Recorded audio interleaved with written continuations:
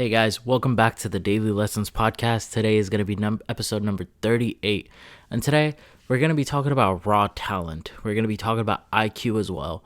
And just certain things that are really regarded really highly in our society, but they're pretty useless without this one thing that I'll get into later on in this video, in this episode as well. Now, you probably went to school here in the United States, and if you did, you probably had some classmates that were just GT, or gifted and talented. So different states have different names for this, but essentially, they are deemed from this standardized test that they take like in the third grade or something, that they're just smarter than the normal students. And essentially, it's a bunch of bullshit because it basically just means that they're smarter than the regular classmates. So, sometimes they have higher standards for them. Sometimes, they'll just get harder or more difficult things, and they'll have different expectations from the regular classmates. Now, does that really make you smarter? Like, is that a good indication of where you're actually going to head in life from the third grade? Now, it might from a socioeconomic background, sure, it may depend on what school you're attending and stuff like that. But essentially, if you were to just take a regular school with with a couple of bad kids, a lot of good kids as well, and you were just to place them, does being GT, being gifted and talented, actually really mean anything? It might, but it doesn't matter in the long term. So it might matter somewhat a little bit in the third grade, fourth grade, fifth grade, but as much as you keep on progressing, it doesn't matter anymore. And the perfect example that we see in front of our eyes is literally sports. Now, I'm a big sports fan. I like watching basketball and also football. And one of the things that always happens is that there's a lot of high school phenomenons that come out, especially in basketball, and they end up making the cover of Sports Illustrated, and all these different magazines, and they end up on House of Highlights.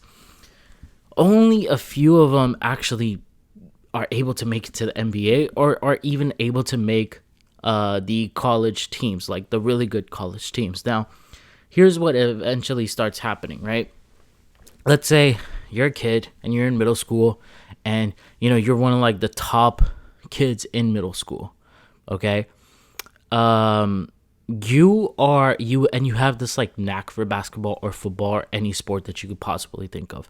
So you have this knack, and you keep on just demolishing the opposing teams, the competition that you actually have, and you're just ruled and hailed as this best player in the league for your class. Now, what ends up happening is that the person who is that talented, who is that good at that young of an age, typically, and not always, but typically, they lose sight of working hard. And that is the one thing that literally IQ is absolutely useless without, and talent is absolutely useless without as well. It's literally just hard work. It's work ethic. If you don't have work ethic, you're not going to succeed long term. You might succeed for a little bit in the short term, but as soon as the competition catches up to you, you're going to fail, because the competition has been working so much harder than you every single day of the week.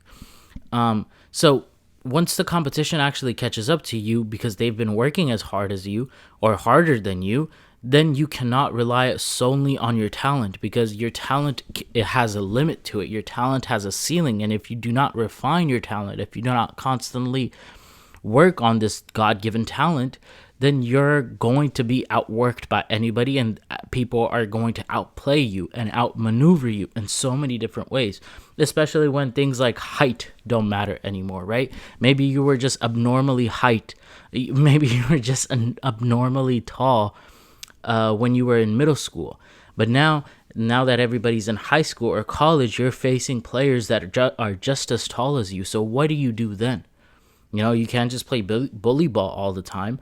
And that's literally one of the reasons why so many players that are really good in high school and college don't get a fair chance in the NBA, because they just have not worked hard enough. They relied solely on their talent, and they thought that their talent can just propel them into the NBA and make them thrive in the NBA. But Everybody's really good in the NBA, and the talent pool and the margin of error is like 0.01%.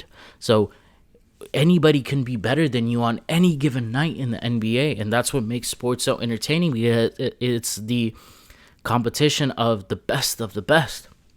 It's one of the same reasons why LeBron James is so heralded. He had this natural God-given talent, but he refined it. He outworked basically everybody, and now he's considered, if not the, but one of the greatest of all time people, right?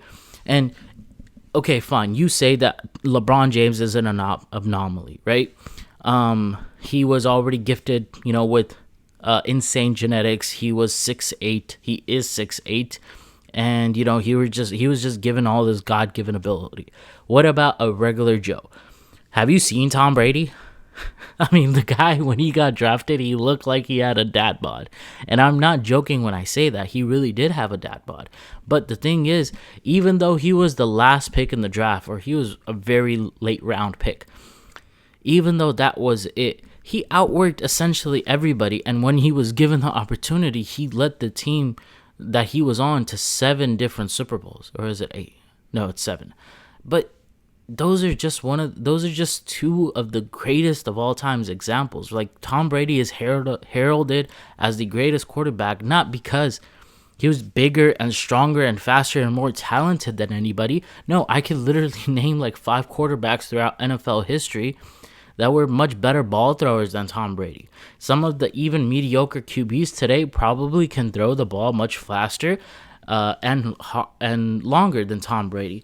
But he wasn't known for his gunslinging ability. He was known for his work ethic, and his work ethic to dissect the game, and that is what made him one of the greatest of all times.